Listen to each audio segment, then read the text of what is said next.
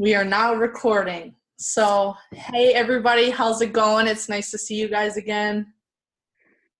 Hello. Hi. Hello. Hello. How's everybody's week been? Busy? We've been outside doing a lot of yard work because the weather's been really nice. And staying out in our little world here, so don't have to go out in public. Yeah. Okay, so if everyone wants to just go around and state your name and how long you've been dealing with germophobia.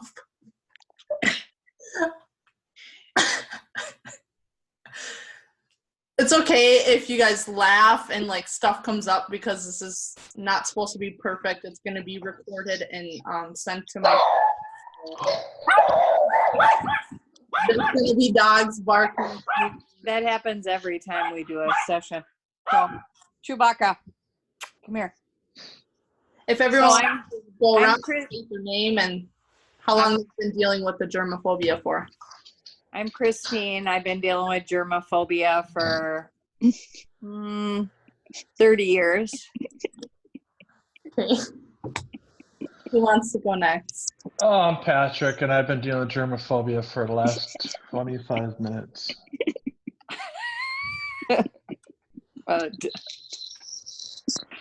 Okay, who wants to share next? My name is Judy, and I've been dealing with it probably for at least. I'm sorry, I think it cut out. You want to restate that? You said, my name is Judy, and I've been dealing with it here. Okay, you guys, so I think it keeps like cutting out because we're all laughing. So if you could mute yourself when you're not talking, then it's not going to keep switching back and forth. Okay. I don't know how to mute. It's down at the bottom of the screen. Okay. I won't laugh. Okay, so Steph? Yeah, I'm Stephanie, and I have been dealing with germophobia for a year. Okay. Anyone else that hasn't gone? I think that's about it. So as I've discussed with every session, confidentiality is really important. Anything that we discuss in session together isn't going to leave the room that we are discussing in. However, since this is a project, my teacher will also see everything that we talk about. So just a heads up on that.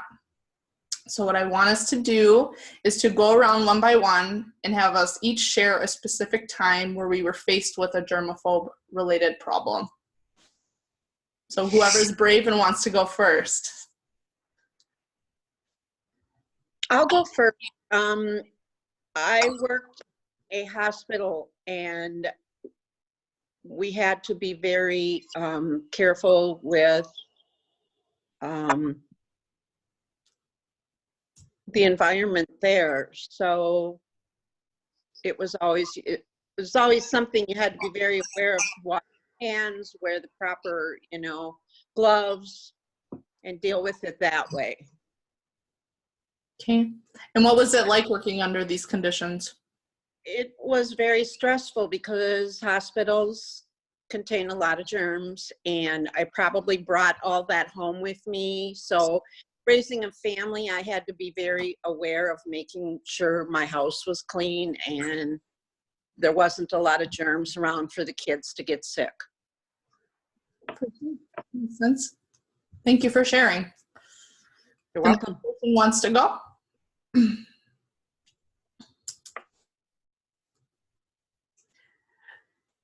There's only 3 more of you, so someone's going to have to go. Okay, I'll go. Let's see, a specific time when I've been faced with my germophobia. Mm-hmm. So I don't like to touch raw meat because it's full of bacteria and so my husband cooks a lot with raw meat. So I'm faced with the germophobia on a regular basis. It worries me when he throws the meat up on the counter, that the germs are left up there. When he touches it, if he washes his hands after, before he touches his face, or if he touches me, or so I'm faced with the germophobia on a regular basis. Okay. And have you explored any solutions for overcoming this? Well, unless I can get my husband to cook outside. I don't know how to solve the problem.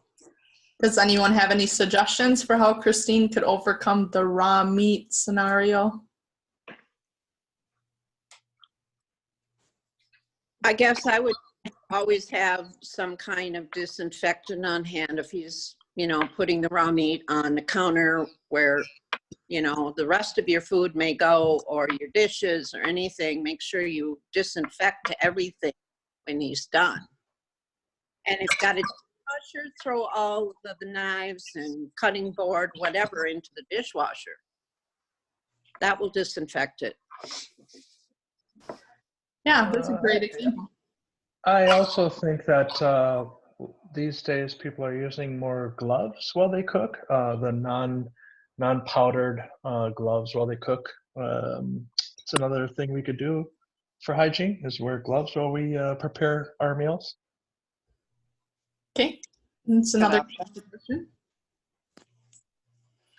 Christine, do you think that you would try any of these suggestions?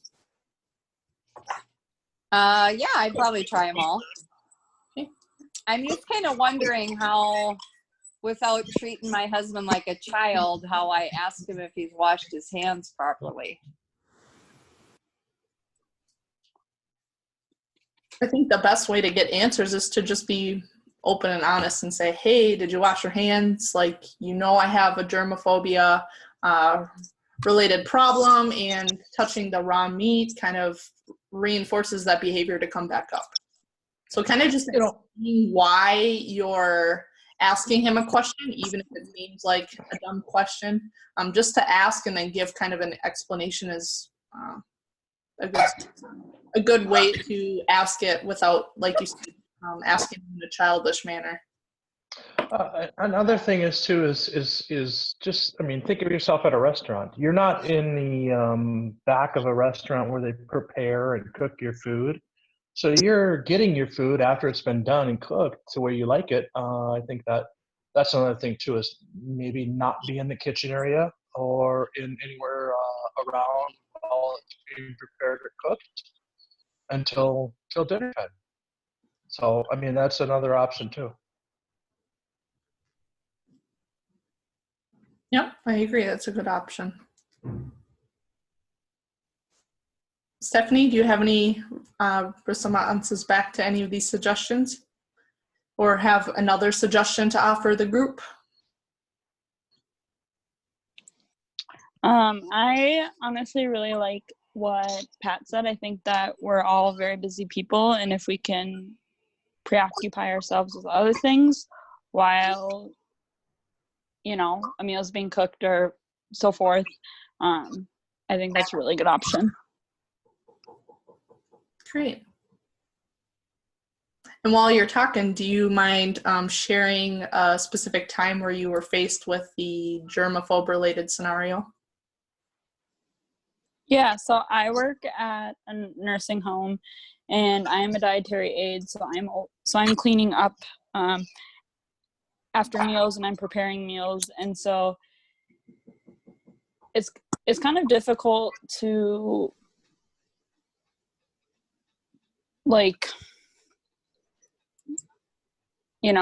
clean up, because you don't know what germs you're coming in contact with, because you don't know what germs the residents came in contact with that day. So it's a lot of hand washing, a lot of glove wearing, but there's still that anxiety on the other end of Mm-hmm. One of the worst things that actually happened, which is sometimes residents will leave their dentures on the plates, which is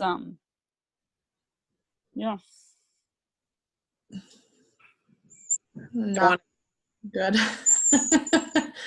And how do you deal with the denture problem? Or have you dealt with it?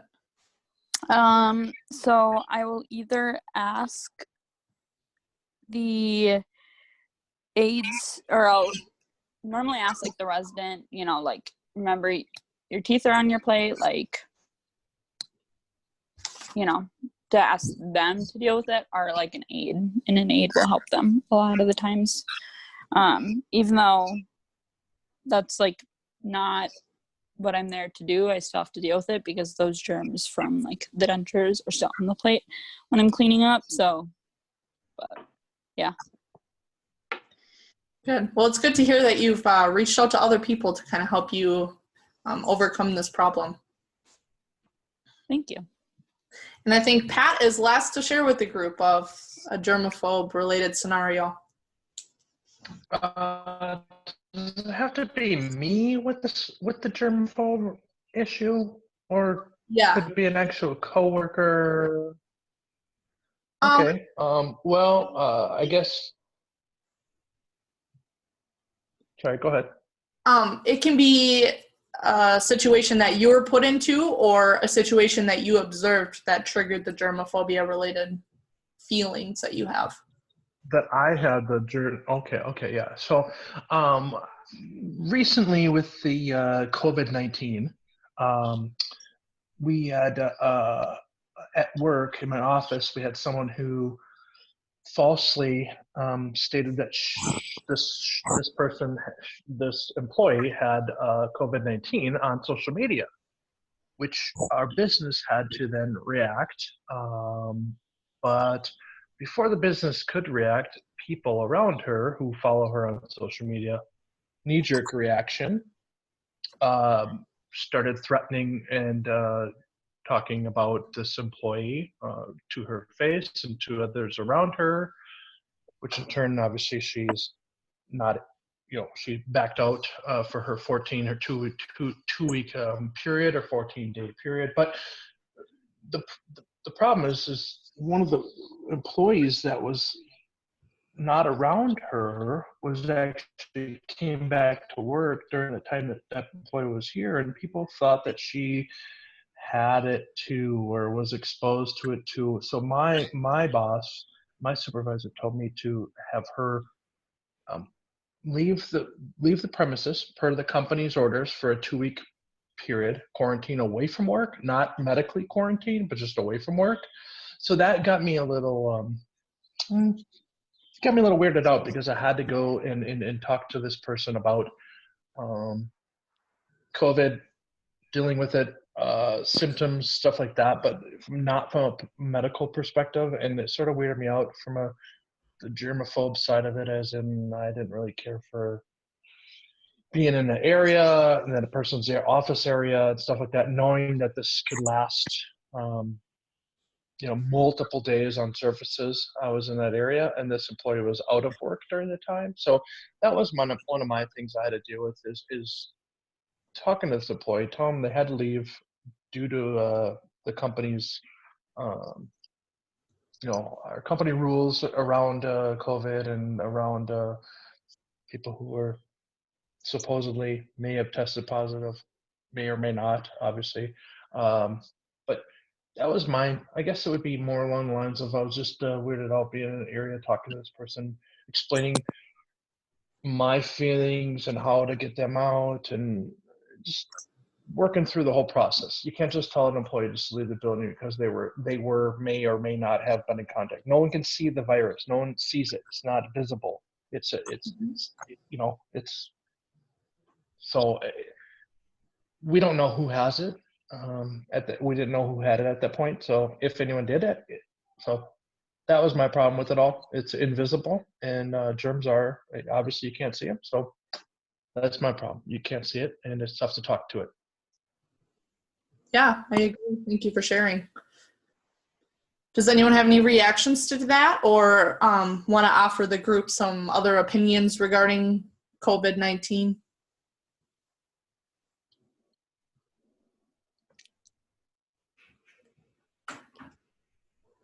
I guess for me, I'm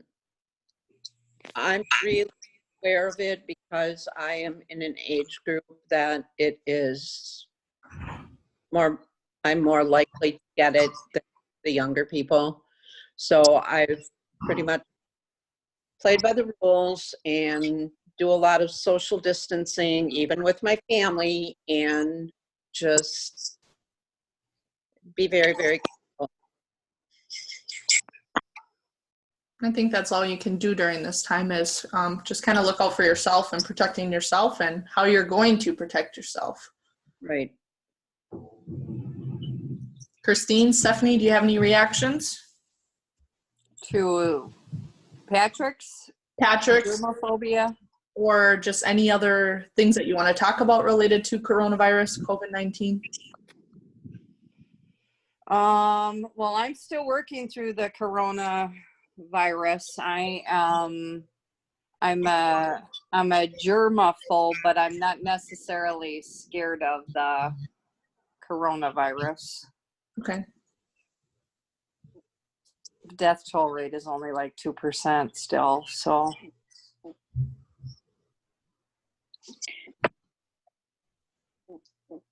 I think What was that, Stephanie?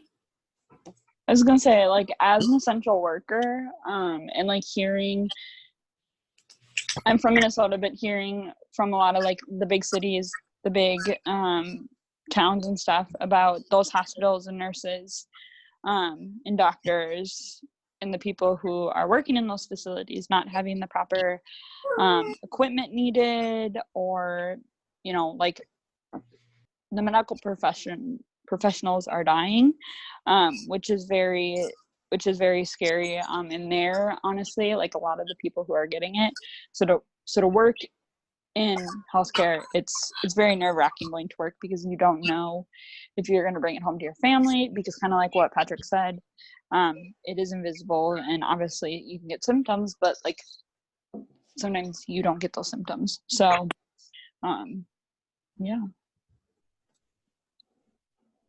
Great. Well, I appreciate everybody sharing and providing more insight into everyone's scenarios. Given that germophobia is a type of anxiety, I'm going to provide you guys with a little psychoeducation on anxiety. So, step by step, I'm going to kind of talk about each step and then ways to kind of combat the anxiety, and in our case, germ-related anxiety. So, step one, discussing strategies, understanding that practice is the best way to help overcome your anxiety problems. And if anyone could kind of brainstorm examples of how someone with anxiety usually is behaving. Loud, erratic, upset. Distancing, trying to hide, Mm-hmm. taking shelter, running away. Feeling like they're walking on eggshells. I think those are all great suggestions. I want you guys to all understand that what my role is in helping you guys overcome this germophobia is that I'm your coach. I'm going to help you plan, organize, supervise, and then give you guys feedback regarding the practices that you guys are doing outside of session. So do you guys think that anxiety is good or bad? I think it's good. I think it's good to have some anxiety, because it causes awareness of your surroundings and what you have. I mean, if you don't have any, then you're just walking in your own world, you're oblivious to everything. So I think you have to have some. I agree with Pat. I think when it gets dangerous is when it begins to control your life and your relationships with others. Mm-hmm. Yes, I agree too. I think some anxiety is good. It does probably, like Pat said, get you aware of what's going on around you, and as long as it doesn't get out of hand, I think it's a good thing. So we can all kind of agree that anxiety is both a good and bad thing depending on the stimulus or the situation. Yes. Yes. Great. So generally what I do when I'm teaching people a little bit about anxiety is I offer an alarm analogy. So understanding that our body works as a natural alarm. I want you guys to imagine that what it's like when someone has no anxiety. What is it like for that person? What are their body's reactions? What are some of the feelings that they're experiencing? And then put yourself in that situation of how your alarm, because your anxiety is so severe, how your alarm is just going off too easily because you're constantly being triggered by germ-related situations that you're putting yourself in or stimuluses. So the goal of therapy with us is for me to ensure you guys that being able to tell what fears are real and what fears are not real, and kind of how we can put away our false alarms. So generally with people that have anxiety, they have too many false alarms, if you want to call it, is going off, going off, going off. So the goal of therapy is to kind of turn the alarm clock off, the false alarm clock off, so that it's not continuously going off by everything that an individual can be triggered by.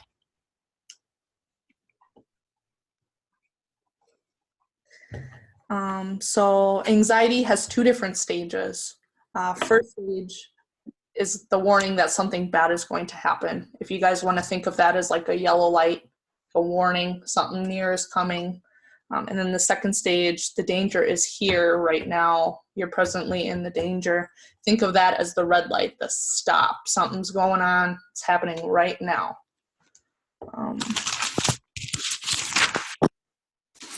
Other psychoeducation I want to discuss with you guys regarding anxiety is that one good way to deal with your anxiety is to tell the difference between a normal alarm and a false alarm. So as I said before, when we have anxiety related diagnoses, our false alarm is being triggered too easily. So understanding the difference between like just having a nervous reaction that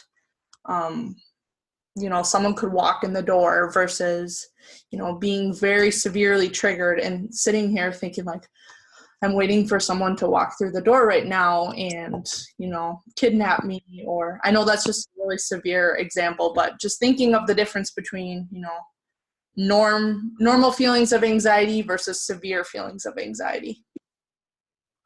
So thinking of it as an alarm clock is the best way for me to teach it to you, and also for you to practice it on your own.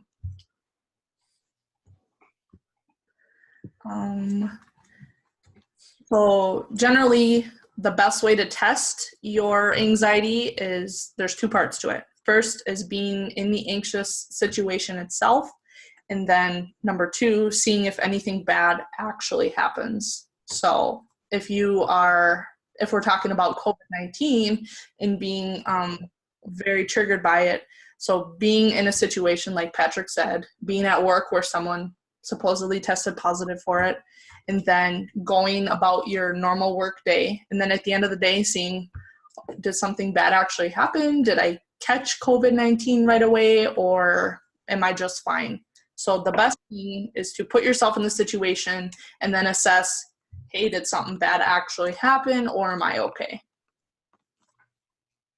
And then what I want you guys to do after our session today, from now until next session, is to monitor yourself. So write things down during your practices of exposing yourself to germs, and then kind of rate your level of anxiety from a scale of 1 to 10. So 10 being the most anxious that you've felt in your life. That seemed like a pretty manageable homework assignment for everybody? Yes, it does. Works for me. Okay. Yes. Yep. So what is your guys' reaction to the psychoeducation that I just provided you guys? Do you think it was helpful, not helpful? Did you like the analogy of the alarm clock? I like the alarm clock analogy. I think when you start to get anxious about something and you start to feel your pulse and heart rate kind of increase, I think if you can stop and kind of take a deep breath and kind of look and go, okay, is this a normal alarm, or is it like, the fire department? Is it something more severe? I think it's good. I agree. I actually haven't heard of the alarm clock example before, but I think it like really helps you like be able to take a step back, take a deep breath, and like, is this like, can I go? Do I just need to prepare myself to go, or do I need to remove myself from the situation? So I really enjoyed the analogy. Anybody else want to share their reactions or thoughts regarding the alarm analogy or anything else I discussed? No, I think during this time that we're sitting in, it's nice to talk to other people that are in the same situation, just to get some feeling on how they feel and what they're going through.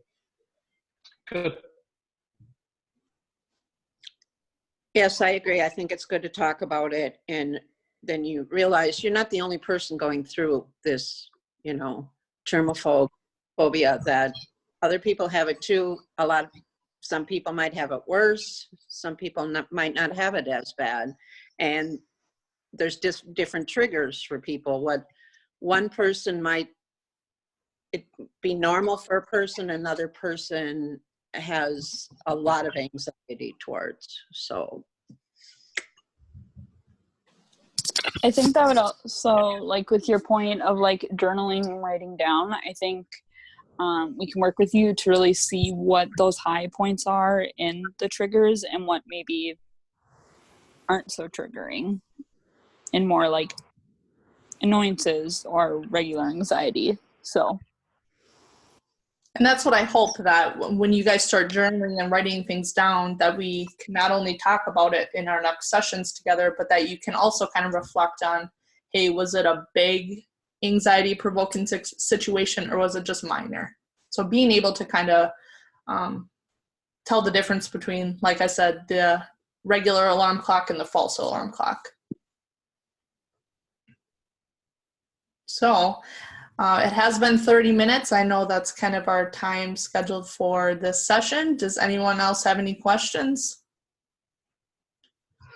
No, I think it was good. Thank you. No questions. no, I don't have any questions now either.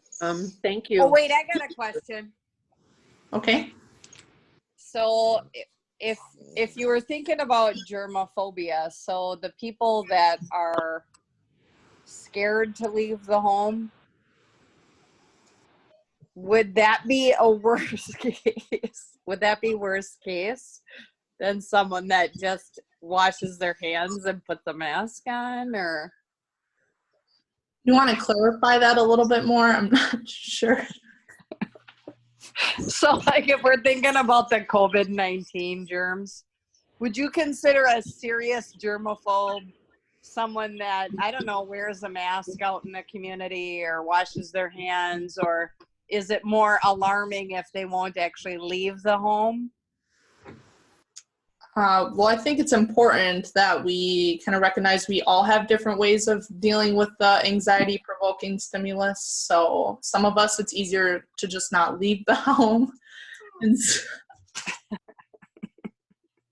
And for some of us, it's easier to, put on the gloves and the mask, and just kind of understanding that we're all different. So however we choose to deal with the anxiety-provoking situation is okay. But at the same time, if you're thinking severe case scenario, I would say, if you're at Target and you walk by someone and it's not 4 to 6 feet away and they're like, back up, you're not 4 to 6 feet away. That's probably a severe case because there hasn't really been anything proved with the 4 to 6 and why it's 4 to 6 and not, 3 to 5. So I think it's important for us all to kind of understand we're all different and, we are all germaphobes, but we have a different way of expressing that phobia. So You just nailed that. thanks. So just a summarization of our session. So, we all discussed situations where we've come across our problem, offered suggestions to other members of how we would deal with it, and then talked about COVID-19 because it is such a big thing right now in our community. And then me providing you guys a little psychoeducation on anxiety. I think it was a great session today, and I look forward to our next session and hoping to hear how you guys have practiced your anxiety exercises associated with germs. I'll see you Very guys. good. Thank you. Thank you very much. Thank you.